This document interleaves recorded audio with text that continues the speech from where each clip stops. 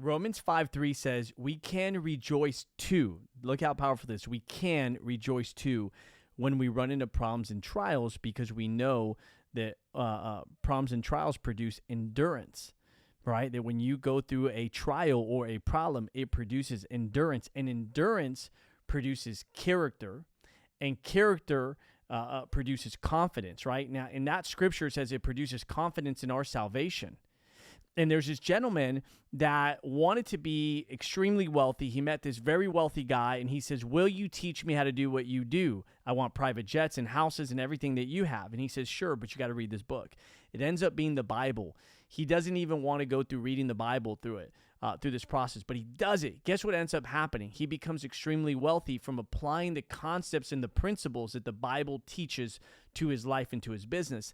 And I think that's really powerful, because when I think about all the things that I had to overcome as an entrepreneur and things that you're going to have to overcome as an entrepreneur, you know how many times you're stressed out, you're anxious, you're worried, you're questioning, can I do this? Should I do this?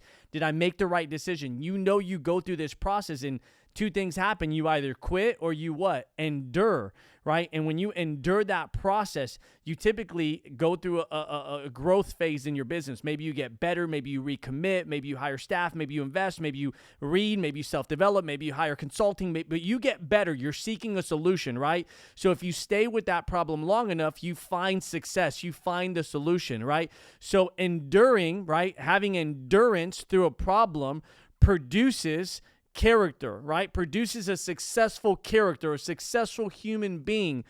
And then that character, right, produces confidence. So when you look at people that are confident, what are they confident in, right?